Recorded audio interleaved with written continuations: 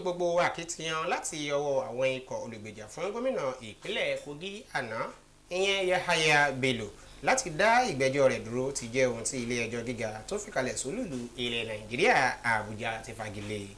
Eléyìí ló ń wáyé lásìkò tí wọ́n wọlé padà fún ìgbésẹ̀ nínú ẹ̀sùn tí wọ́n fi kan Yahaya Bello látàrí owó tí wọ́n ní ó lọ́mì látọwọ́ àjọ tó ń rí sí ọ̀rọ̀ ìṣòwò ìlú báṣubàṣu EFCC.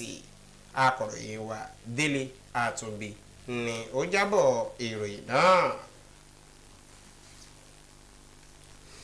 Àjọ tó ń rí sí ọ̀rọ̀ ajé agbègbè ìpínlẹ̀ ìwọ̀ oòrùn Áfíríkà ìyẹn ECOWAS ti jẹ́ òdì mímọ̀ yíyọ orílẹ̀-èdè Burkina Faso, Republic ti Mali àti Republic of Niger kúrò nínú ẹkùn àjọ náà, lẹ́yìn tí ìgbésẹ̀ náà yóò bẹ̀rẹ̀ sí ní wá sí ìmúṣẹ ní ọjọ́rú Wednesday ọjọ́ 29 oṣù yìí, ọjọ́ 29 ọdún 2025 níbi ìpàdé àwọn akọ̀ròyìn nílùú Àbújá ní olórí àjọ ECOWAS Dókítà Aliu Omar Toure ti sọ wípé pẹ̀lú bí ó tilẹ̀ jọ wípé àwọn orílẹ̀-èdè mẹ́tẹ̀ẹ̀ta yìí yóò ní símọ́ nínú ìṣàkóso àjọ ECOWAS ọ̀hún tó dájú ní pé ohun tó wá dájú ní wípé àwọn ọmọ orílẹ̀-èdè mẹ́tẹ̀ẹ̀ta yìí yóò máa rí àǹfààní tó tọ́ àti tó yẹ jẹ láti ọwọ́ àjọ náà. Akọ̀ròyìn wa Calvin Ebonaye ni oníròyìn tó bá wà níbẹ̀ sì jábọ̀ tó ṣẹlẹ̀ lọ́hùn-ún. Ẹnikẹ́ni èèyàn kéèyàn àbí òṣìṣẹ́ tí kò bá ní ẹ̀tọ́ àbí ìwé àṣẹ tó tọ́ nínú iṣẹ́ ìṣègùn yóò fi júwe náà òfin gẹ́gẹ́ bí ọ̀daràn. Mínísítà kejì fún ètò ìlera àti ìgbáyégbádùn àwùjọ Dókítà Isiaq Salako ló ṣe kìlọ̀kìlọ̀ yìí nígbà tí ó ń ṣe àbẹ̀wò ìgbéléwọ̀n sí àwọn ẹ̀ka àti àwọn ilé-iṣẹ́ lábẹ́ ilé-iṣẹ́ náà. Akọ̀ròyìn wa Sawa Khalil Ibrahim ni ó jábọ̀ ìròyìn. Àwọn ilé-iṣẹ́ ìjọba àpapọ̀ tí wọ́n ṣiṣẹ́ ní Ìjẹ̀bú Òde ni wọ́n ti ní ìdánilójú fún àtìlẹ́yìn tó ṣe pàtàkì tí yóò jẹ́ kí wọ́n ṣiṣẹ́ dáradára àti láti ṣe àǹfààní fún àwùjọ. Alága ìjọba ìbílẹ̀ Ìjẹ̀bú Òde Honorable Dari Alebiosu ló sọ̀rọ̀ ìdánilójú yìí nígbà tí ó ń gba àwọn alákòóso ilé-iṣẹ́ amóhùnmáwòrán ìjọba àpapọ̀ NTA lálejò sí ọ́fíìsì rẹ̀.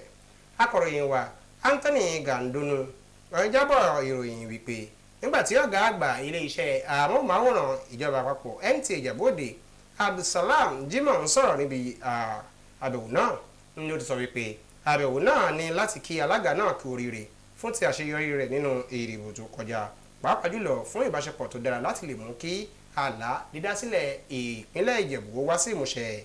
Alága náà ti ṣe Honorable Dari Alebiosu nígbà tó ń kí àwọn ikọ̀ alákòóso iléeṣẹ́ NTA káàbọ̀ sí ọ́fíìsì rẹ̀.